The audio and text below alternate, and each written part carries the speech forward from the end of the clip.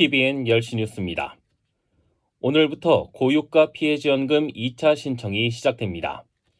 행정안전부는 오늘 오전 9시부터 7월 3일 오후 6시까지 고유가 피해지원금 2차 접수를 진행한다고 밝혔습니다. 소득 하위 70% 3,600만 명이 대상이며 1차 지급 대상 중 미신청자 28만 3,700여 명도 이 기간에 신청할 수 있습니다. 신청 첫 주에는 혼잡을 피하기 위한 요일제가 적용돼 오늘은 출생연도 끝자리가 1과 6인 사람이 신청할 수 있습니다. 대구 경북에서는 지역에 따라 최소 15만 원에서 25만 원까지 받을 수 있으며 취약계층은 최대 60만 원까지 받을 수 있습니다. 지원금은 주유소와 연매출 30억 원 이하 가맹점에서 사용할 수 있으며 8월 31일까지 사용하지 않으면 사라집니다. 이재명 대통령과 다카이치 사안의 일본 총리가 내일 경북 안동에서 정상회담과 만찬 일정을 소화합니다. 청와대와 안동시는 내일 안동의 한 호텔에서 한일 정상회담을 갖고 이후 하회마을에서 선유 줄불놀이를 관람할 것이라고 밝혔습니다. 내일 한일 정상회담으로 안동 하회마을과 부용대 인근의 줄불놀이 행사장 일부 구간의 통행이 제한됩니다. 어제 대구 경북 일부 지역의 낮 최고 기온이 35도까지 치솟는 등 올해 들어 가장 높은 기온을 기록했습니다. 대구지방기상청에 따르면 어제 일 최고 기온은 경산 하양이 35도를 기록해 가장 높았고 경주 34.8도, 김천 34.7도, 포항 34.6도 등을 기록했습니다. 기상청은 당분간 무더위가 지속될 것이라며 온열 질환과 식중독 예방 등 건강관리에 유의해달라고 당부했습니다. 6.3 전국 동시지방선거 후보 등록이 지난 16일 마감된 가운데 대구 경북 51개 선거구에서 70명이 선거를 치르지 않고 당선됐습니다.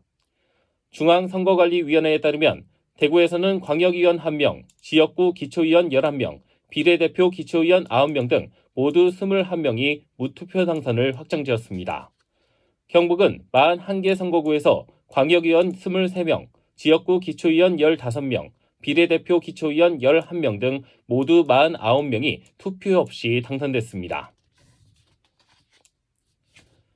어제 낮 3시 50분쯤 대구 중구 공평동의 한 변압기에서 불이 났습니다. 이 불로 다친 사람은 없었으며 신고를 받고 출동한 소방은 차량 18대와 인력 48명을 투입해 안전조치를 취하고 30분 뒤인 오후 4시 20분쯤 한전 관계자에게 현장을 인계했습니다. 경찰과 소방은 정확한 화재 원인을 조사하고 있습니다. 경북 포항 학산공원이 오늘 시민들에게 정식 개방됩니다. 학산공원은 포항에서 두 번째 민간공원 특례 사업으로 추진된 도심공원으로 장기간 미집행 상태로 남아있던 부지를 대규모 복합 문화공간으로 조성했습니다. 특히 공원에는 포항 최초로 무장애 놀이터가 도입돼 장애 유무와 관계없이 모든 어린이가 함께 이용할 수 있습니다. 함께 조성된 체육센터는 시설 점검과 운영 준비를 거쳐 다음 달 임시 운영에 들어갈 예정이며 궁도장은 수탁기간 선정을 마친 뒤 운영할 계획입니다. 어제 낮 12시 40분쯤 경북 문경시 가은읍 수예리의 한 야산에서 불이 났습니다. 이 불로 다친 사람은 없었으며 산림당국은 헬기 7대와 진화차량 37대, 인력 98명을 투입해 신고 1시간 만인 오후 2시 10분쯤에 불을 껐습니다. 산림당국은 피해 규모와 산불 원인을 조사하고 있습니다. 농림축산식품부는 오늘부터 연말까지 농지 투기 근절과 데이터베이스 구축을 위한 농지 전수조사를 실시합니다.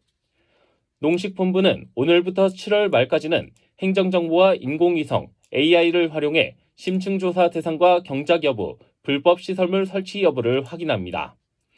이어 심층조사 대상이 확정되면 담당 공무원과 농지조사원이 현장을 직접 찾아 농작물 재배 여부, 시설물 설치 현황을 확인할 예정이며 접근이 어려운 곳은 드론으로 조사할 예정입니다. 날씨입니다.